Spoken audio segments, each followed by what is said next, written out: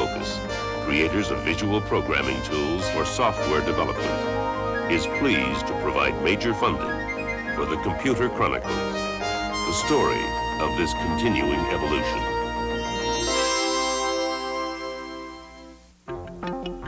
You're back where you belong, back there on the grass. Welcome to the Computer Chronicles. I'm Stuart Chaffee, and this is Gary Kildall, whom I'm trying to beat in a game of Pong. Pay attention. Pong is the granddaddy of all computer games, and that's the subject of our program today, computer games. And Gary, computer games, in fact, were important, weren't they, in getting the whole personal computer thing going? Well, they certainly were a part of it. One of the unique aspects of a personal computer is that it often has bitmap color graphics, like the Apple II, for example. And that way you can do very dynamic things, games that you couldn't do, say, with a teletype style or scrolling display you would find in a larger computer system. This particular game, obviously, is a pretty old vintage, and they've gotten a lot more sophisticated since then, and we're going to see some of that today. Indeed, we've got a very exciting show. We'll be meeting some of the superstars of computer game programming from Electronic Arts, from Atari, and from Activision. And while the idea of computers in games may be new, the idea of people playing games with machines is not really new. Now that was the first one. That was legitimate. Before the first program was written to simulate a starry background or a speeding racer, penny arcades offered simpler, more mechanical amusements, but with the same goals in mind: to challenge and entertain.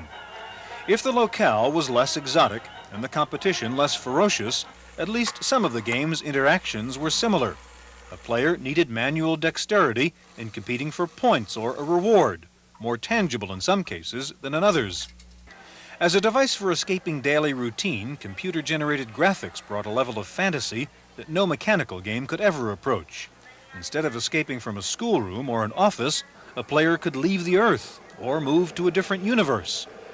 Modern arcade computer games offer different kinds of challenges, from fast action games that demand even faster reactions to maze-type games where the player threads his way around obstacles, and war games where the object is to destroy or be destroyed.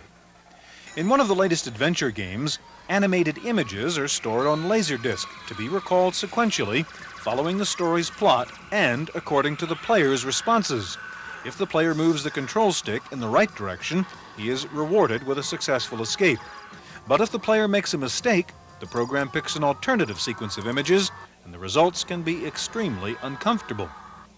Whether used to create unknown worlds or to enhance the reality of familiar worlds, computer games succeed in an unlikely domain, transforming pinpoints of light on a little screen into a believable realm, larger than life, and usually more exciting.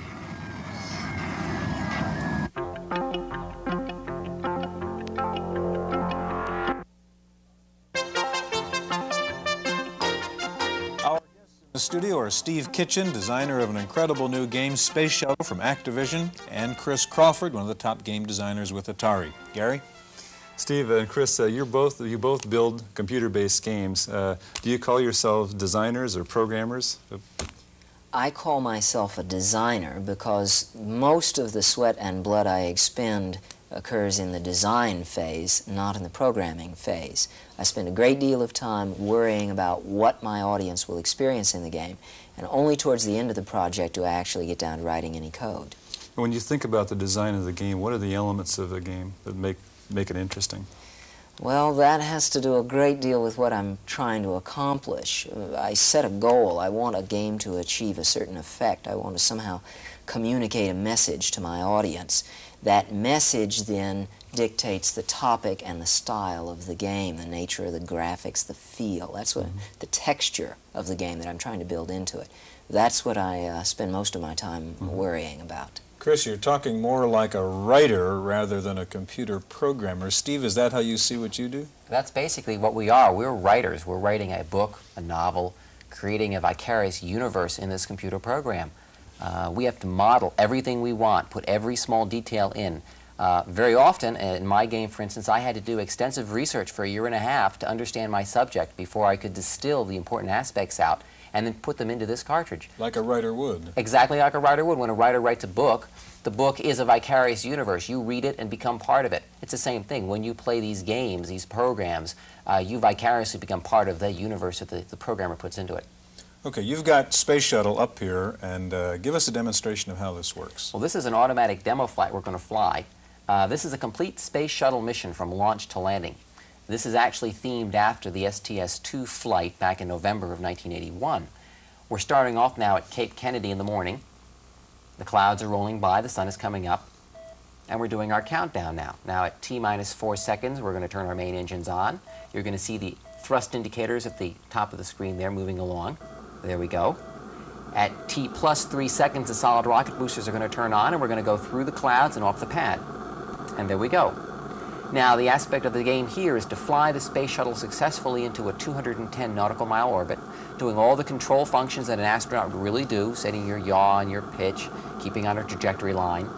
At 26.2 nautical miles, the solid rocket boosters will jettison off. Now, this is a very important point of accuracy, is there's a yellow flash. There we go.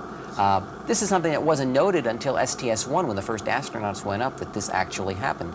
I had to find all of these details out about what you would experience if you were inside of the Space Shuttle and you were doing the flying, so that when you play this game, you feel like you've actually flown.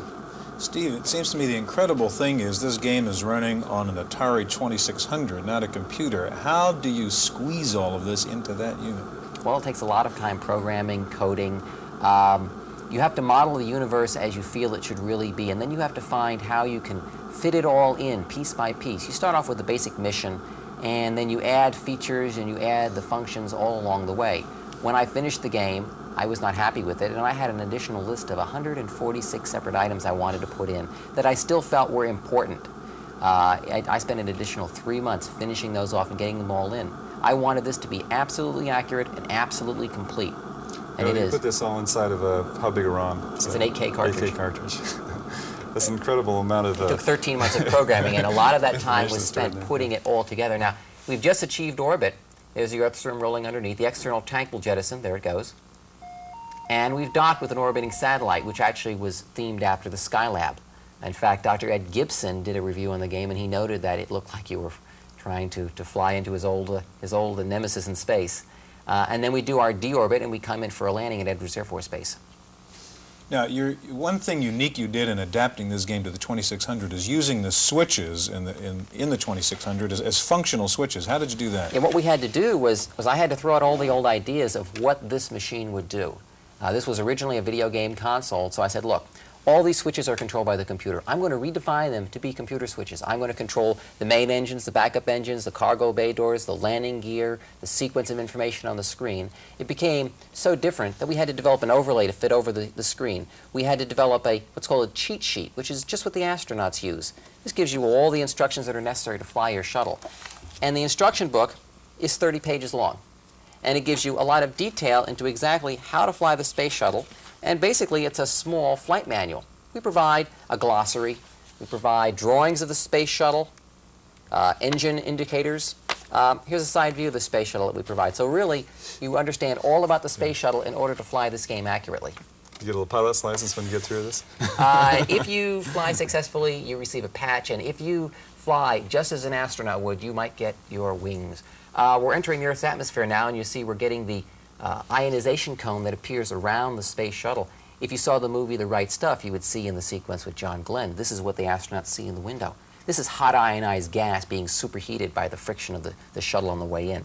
We've even lost our signals. We've lost our altitude and speed information, and we've lost our computer screens. Steve, it seems piloting the space shuttle is very difficult to do, one would think. Can a kid or a normal person actually pull this off? Well, what I did when I designed this was I understood that problem. Having the average individual fly the space shuttle would take years of work. But I looked at how NASA trains its astronauts, and they start off, first of all, by giving them a lot of book exercises. They give them film strips of what it's like to fly the space shuttle. This is flight number 1. You're seeing essentially a film strip. You can pick up the joystick and take control at any time you want to, but you don't have to. There's a second flight called a training flight, and that basically is like flying in a simulator. You can make mistakes, you can make errors, and the computer will compensate, and it will let you know. And then flight 3 is the actual real thing. So you work your way up to flying the actual mission. You can get into it very easily, and then work your way up and finally try to achieve your wings. The interesting thing about this game, I think, is that it's an educational learning experience as well as... vicariously educational. Right. You're not sitting there playing flashcards. You're learning about one of the most technologically advanced items today.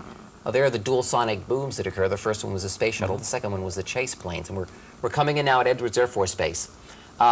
When you get done mastering this game, you've effectively learned all about what an astronaut does when he's in orbit. So the next time you see a launch go off, you're going to know what he has to do, when he has to do it, and what he goes through. It's incredible. We need another minute or so before we land here. While we're waiting, Chris, let's talk about, your new game is called Excalibur. What is that about? Excalibur is a game of leadership.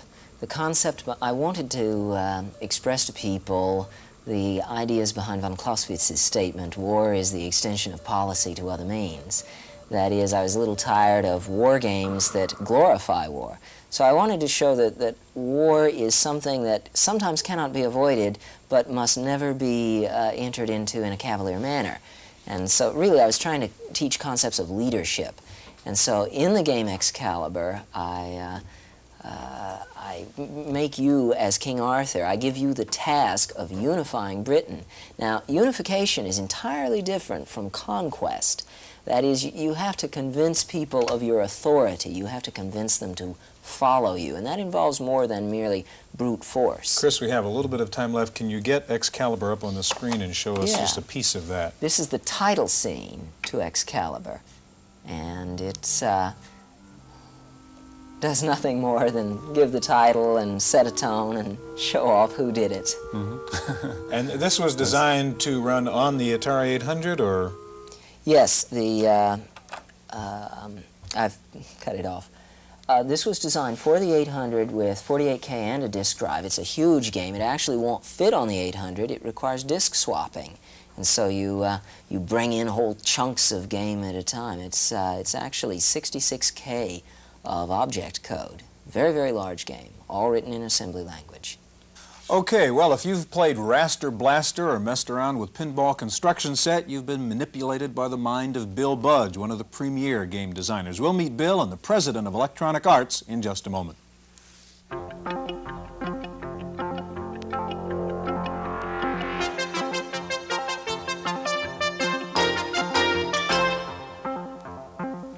Joining us now is game designer Bill Budge, who works with Electronic Arts, and the president of Electronic Arts, Trip Hawkins. Bill, there's quite an array of games out here on the table. And what is it that makes a game successful, or what kind of factors go into the design of a game? It's really hard to, you can't ask people what they want to see on the computer and what kind of programs they want. I really think that a person writing a program has to have an inner conviction of something and write a program that they want to write and a program that they want to use.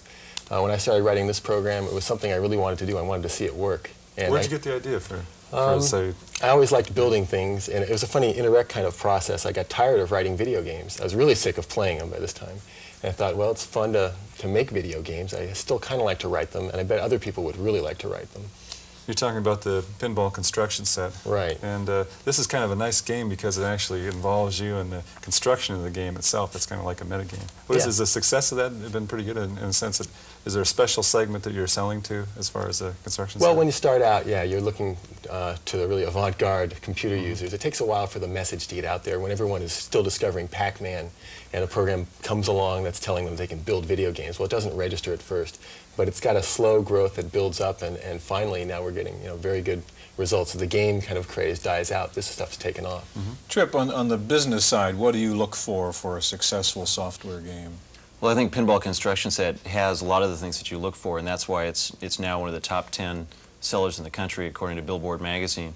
We have a philosophy of having products that are simple, hot, and deep. Simple so that you don't have to read a lot of instructions. Of course, most people don't want to have to learn how to operate the computer. They want to just do things with it right away. And Pinball Construction Set, you can immediately play one of the pinball games that are included, or you can quickly make up one of your own, and it's very simple to do that, as I think Bill will illustrate. We also like to have products that are hot in that they should fully use the sound and graphics and other capabilities of the machine. And we also look for programs that are deep. In the case of Pinball Construction Set, you can make your own pinball games, so it has a lot of creative possibilities and allows people to control what they're going to make and interact with it and change it. And that's one of the things that extends life of the product and causes people to come back to it again and again. It'd be kind of fun to take a look at this. I'm dying. Dying to say. Go ahead, Bill. Okay, well, you know, this is a very simple sort of real-world idea. It's a construction set. You have something that you're building on this side of the screen and a set of parts over here. And I have a hand here that I control with the joystick, and I use that to move things around, say, on the board, the game I'm building. I can modify this game. And I can get parts out of the box, and I can just add them over. So they're kind of bumpers you're putting into your game. I'm just putting bumpers, yeah. This is a favorite of really young kids. They like to just grab a whole bunch of bumpers, fill the board up with them, and put a ball on there. A pinball aficionado would gasp, but little kids don't really build pinball machines. They just sort of build things with this. And I can get a ball and put that over here. Then if I want to try out the game, I can just push this menu selection right here, and the game starts to play. Now, you can see I've got two balls, one up there. I can launch this one, and I can go out and play the game a little bit, and the balls drop down at the bottom eventually. But before I let that happen, I'll just go back to the parts box and start editing again, get rid of some of these. Bill, this was kind of a new level, I suppose, of computer game where you really can design the game yourself. What, if you can tell us, what are you working on now? What would be the next step in computer games? I want to extend the idea of a construction set. I think this one was hard to do when I started, and because there are lots of combinations and things you can't really predict when you're making a kit to make a meta game, as you said. I'd like to extend the idea even further, and the problem there is then designing the parts box. In pinball, it's a small set of parts. You don't really have to worry about thinking up abstractions. In a general construction set, it's not clear what the parts should be. It's almost like you're inventing a new language for representing specifications for programs. It gets very difficult computer science problems. Trip, at the arcade level, we hear that maybe, games sort of peaked and people aren't quite as interested. Are computer games here to stay, or is it a fad? I think computer games are fundamentally different from video games, mainly because computer technology in the home can be extended and become a much broader base of technology. Just as an example, all of these programs that we're talking about here, they come on floppy disks, and each one of these holds much more memory than can be held in the memory of a coin-operated arcade game. And it really is, it becomes a question of the program size when you finally want to know how good a program can I have and how much can I do with it and how long will it take before I'm bored with it or I've exhausted the educational value. And I can get, something like 3 or 4 times more program on here than I can fit into the memory of a coin-operated game. Okay, you've got one-on-one there. Maybe we can get it loaded. Well, I think, Gary, you had a question. Well, the only thing I was going to mention is it seems like the games have gone from relatively unsophisticated games to something that requires a lot of sophistication in terms of programming, and the memory size is really an important thing, important aspect of that. Yeah, it's hard to very really much so. put that back into 8K. Has that been the difference really in the early computer games, pretty limited now, the incredible graphics and speed? Has it really been a function of the available memory? Part of it is just programmers getting better, I think. Not many people wrote video games 5 years ago. There was a small selection. Now there are thousands of people who are capable of writing a good video game. And a few people have upped the ante, so it's not enough maybe to write a video game. You have to write a video game plus a game editor. I think the more popular games really have these extra features built in. Can we get one-on-one in there? That's a kind of exciting demonstration of what you can do. And I think, Trip, you're going to take on either Dr. J or Larry Bird here. Tell us about one-on-one. Well, the basic idea of one-on-one was to get these two guys, Julie Serving and Larry Bird, who are probably the two best-known basketball players and probably the two best forwards that have ever played the game, and to capture their personalities in the game. And so we decided to hire them to help us design the game, and we had photo sessions where we took pictures of them in action. In fact, we had a camera mounted at mid-court just exactly from this angle while we photographed them. And then we worked with them on prototypes of the product where we'd sit down and talk to them about the moves that they would use and some of the strategies and the shooting percentages that they would have in different places on the court. And that was a fascinating learning experience. But you say programmed in the personality. I mean, these characters play like Larry Bird would. Very much so. In fact, why don't I go ahead and get started? Yeah. Right now they're playing against one another in a demonstration game, but if I press the button on my joystick, it'll take me to a menu and I can quickly make a selection. I want to play against the computer. I'm going to allow the computer to play Larry Bird. And I'm going to play at the varsity level. There are different levels depending on how good a player I am. And now I go ahead and start the game. And that's Larry Bird taking an outside shot, and he hit it. Now, Bird is particularly effective at outside shots. But watch Julius now. I'm going to be able to drive around him, I hope. Whoops, he stole the Okay, ball now from me. you're Larry Bird now. No, I'm Dr. J. You're and Dr. unfortunately, I J, let and Bird the steal the ball. computer's Larry, okay. He's trying to work his way into the basket. So he's got a quick 4-0 lead over me. Oh, now I have to have the indignation of seeing on an instant replay. That's great. Where do you think, Trip, the software games are going to next? I mean, what's the next generation of this kind of stuff? I hate to interrupt you, trying to get back on Well, schedule. I had to have a slam dunk there. Sorry. Yeah, what's happening next? I mean, what's the next tier, the next level of computer Well, games? at a really simplistic level, Maybe you could turn it's that very level easy down, it's very easy to extend the realism and the graphics that are in the current products, and I think it's also you're going to increasingly see more creative possibilities for the player, which is I think where a lot of the educational value comes from. Being able to create your own pinball game is one example. We've extended that with Music Construction Set to a product that is about music, and of course there are a lot of people that are really interested in music and interested in having their children learn about music, and it uses a lot of the ideas that Bill pioneered with the pinball construction set.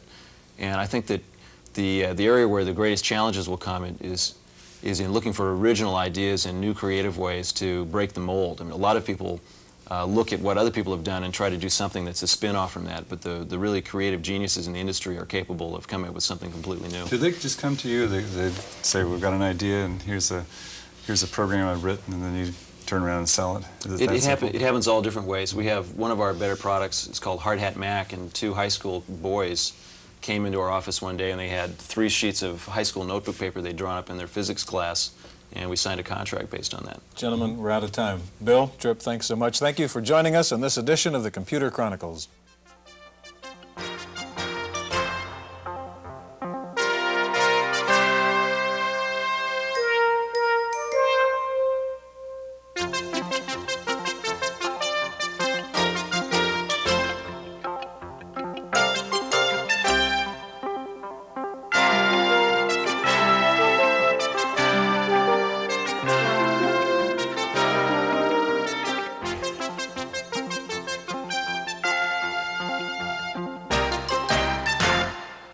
Microfocus, creators of visual programming tools for software development, is pleased to provide major funding for the Computer Chronicles, the story of this continuing evolution.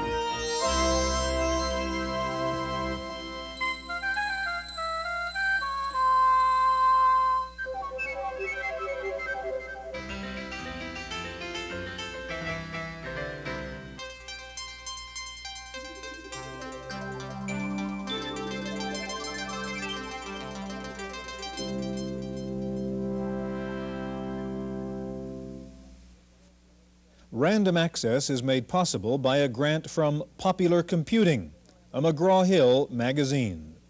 In the Random Access file, Hewlett-Packard has made another major move into the personal computer field with a new portable printer designed for the PC market. It is a non-impact inkjet printer with low noise operation, battery-powered, 150 characters per second, and an 11 by 12 character matrix. The price is under $500, and it will be available next month. IBM in the news again this week. First of all, IBM announced a licensing agreement with Intel to allow IBM to produce its own 8088 chips, the microprocessor used in the PC. Tremendous demand on Intel's output of the 8088 has kept IBM from producing enough PCs to meet its demand. Perhaps more important, though, is the fact that Intel apparently also gave IBM the right to make its own 8286 chips, a much more advanced microprocessor, which analysts believe IBM will use in its new personal computer, codenamed Popcorn. With the ability to turn out the chips, it is thought that IBM may now be able to introduce the Popcorn this summer. The use of the advanced microprocessor will enable Popcorn to do sophisticated graphics and other complex integrated functions. Sounds like Popcorn may take on the Macintosh Lisa crowd. Victor Technologies, the high-flying hardware computer company which took a nosedive this year, may be bought out by the British firm Applied Computer Technologies. The would-be buyer indicated it might close down the Silicon Valley factory and move operations to Scotland. Also on the ailing list, Tandon Corporation, the nation's largest maker of disk drives, says it will lay off about 1,000 employees and transfer most of its manufacturing overseas to cut production costs. In fact, countries all over the world are dropping in on the Silicon Valley trying to get a piece of the high-tech action. In the last year, 20 different countries have sent delegations to the Silicon Valley in an effort to lure their business abroad. The countries offer incentives such as government subsidies and attractive tax packages. The most successful recruiter by far has been Ireland. One foreign country very much on the mind of high-tech executives is Japan, with particular attention focused now on the debate in the Japanese parliament on a new proposed software bill which would limit software copyright protection for U.S. products to 15 years and force American companies to allow Japanese firms to sell U.S.-made software. The net result would be little protection for American manufacturers, with Japanese companies able to sell the same software at a lower price by avoiding the high research and development cost. And speaking of software, you say you have a modem but can't use all the bells and whistles because you don't have the right communication software? Listen to Paul Schindler. Okay, it's all set. 3 men in a monkey suit. Listen, I'm going to have to get back to you later. Bye-bye. Communications. Did you know that using one of these devices, called modems, computers can talk on the phone, just like us, only faster? But if you already have PC communications, you might be surprised to hear that you're in a minority. Fewer than 1/4 of PCs communicate. So many of you are waiting to make the plunge. Perhaps the hundreds of communications packages on the market have daunted you. Well, the Whole Earth Software Catalog and Review has sorted communications out for beginners. Now, if your computer runs the CP/M operating system, we suggest you consider MITE, or Modem 7. For users of the IBM PC, the best packages are SmartCom 2 and Crosstalk 16. PC Talk 3 is more limited, but then at $35 it's also the cheapest communications package. Apple computer users may want TSC Terminal if they use 40-column screens, or Data Capture 2 for 80 columns. Commodore and Radio Shack users will find CompuServe's VidTex a best buy. Now, there simply isn't time to get into all the wonderful things you can do once you have communications, but believe me, a PC on the phone opens up new worlds. Just ask someone who already has a modem. Call them, or call their computer. For Random Access, I'm Paul Schindler. Next week, Paul takes a look at Ken Houston's professional blackjack program. Well, the hot software this month, tax preparation programs. 2 of the more than 20 tax packages have hit the software top 10 this week. The 2 bestsellers are Tax Advantage from Continental Software. It sells for about $70, and Tax Prepare from Howard Soft. It's a bit more complex and sells for $250. And as if you hadn't noticed, there are still more computer magazines coming out on the market. The latest count shows more than 300 computer periodicals. The fastest growing ones are Compute, Personal Computing, Popular Computing, and InfoWorld. Finally, the last place you want to see a computer, let alone a robot, is in your neighborhood bar. Yet it seems the sweep of technology has no limits. In San Francisco this week, the world's first robot bartender was unveiled. The robot can talk, can take spoken orders, and can mix 200 different drinks. But on the first test run, when the waitress yelled out, "Give me a Bloody Mary and a beer," the robot knocked a glass off the bar and onto the floor and poured beer all over the counter. The robot's designer said there were still some bugs to be worked out. Kind of makes a human feel good. That's it for this week's Random Access File. I'm Stuart Chaffee. Random Access is made possible by a grant from Popular Computing, a McGraw-Hill magazine.